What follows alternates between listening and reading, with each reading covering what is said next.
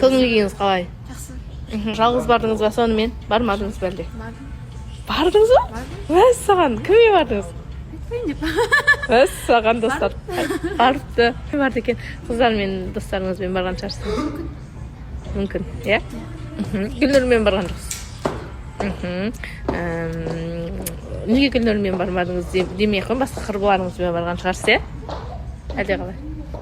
Мүмкін. Мүмкін не ғой, үміткеріңіз жоқ. Әлде сізде Аягөз сияқты дос балаларыңыз бар ма? Бар? Иә, болар. Сондай жағдай болып қалып жазып жүрсе, сіз жігітіңізге айтасыз ба дос балаларын жазып? Аягөздің көңіл күйі қалай екен? Көңіл күй кешегіден қарағанда жақсырақ. Бүгін жалпы Әлішерге кеше көрсеттіңіз ба? Иә, көрсеттім. Сөйлестік кеше тамақ ішуге барып, сөйлесіп, барлығын талқылап алдық. Өзіміздің арамызда барлығын түсіндірдім, сөйлесті өзі. Сосын досым түсіндіріп кәдімгідей айтты. Иә, ары қарай эфирде білетін боламыз.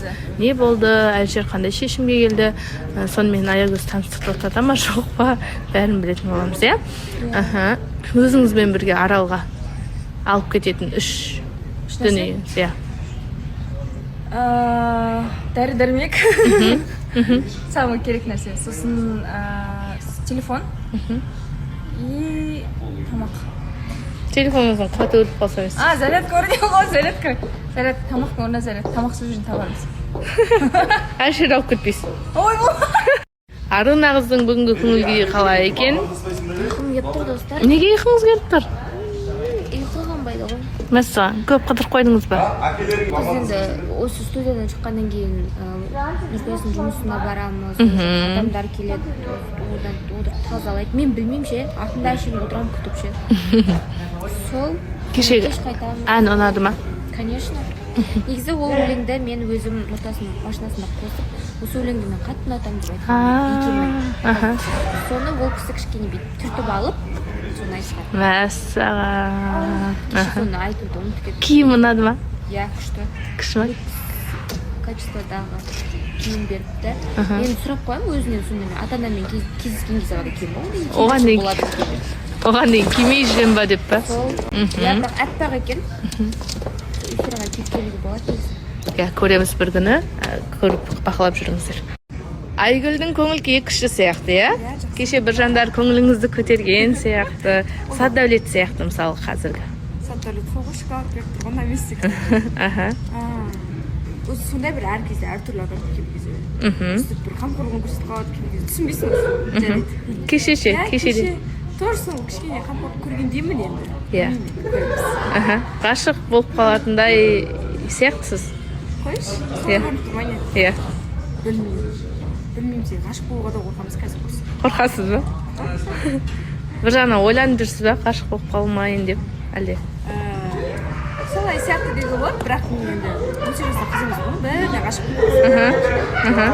Ойлаймын, біріне ғашық болмайды. Жаңа Саддәулетке айтқан кезде бір андай эмоциямен күшті айттыңыз да, соны ойлап қалдым, нағыз ғашық болып қалған ба деп. Мен айттым эмоциямен. Кешегі кездесуіңіз туралы айтып. Сол екен, құрметті оқырмандар. Өзіңізбен бірге Аралға алып кететін үш дүние. Ішінде жігіт көңіл күйі қалай екен? Бүгін жақсы сияқты. Кішкене әділдеп бастағаныңызға қарағанда. Бірақ біраз сөздер айтып тастадыңыз, мәссаған деп қалдым мен. Мысалы, үндеп бетіңізден қорқу керек. Негізі үндемей қаламын. Негізі мен айтып халықтан алып Мысалы, қылықты болмасаңыздар, ол Заринаның кесірі емес. Жоқ, кеше сіздің стриміңізді көріп қалдым. Мәссаған, не деген қылық мынау деп қалдым. Қайсы? Сіз сөйтіп айттыңыз ғой, білесіз ба стримді? Мен сіздің фанатыңызбын ғой. Жоқ, ондай ғой. Түсінбейді, әлде бір шектеуге салып қойып өсіре ма, білмеймін, үйінде тоқпақтақ басын күлме, жымима, тіпті деп үйрете ма. Білмеймін, барлық қыздар қалай күледі, барлық қыздар қалай біледі, тура солай ұстаймын. Мен үшін олай айтатындарын түсінбедім.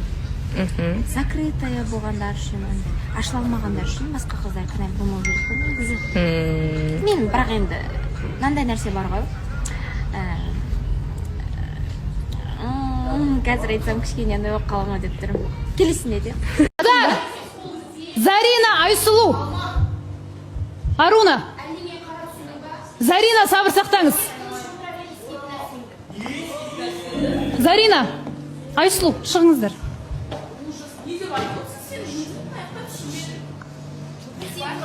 Зарина, Айсұлу.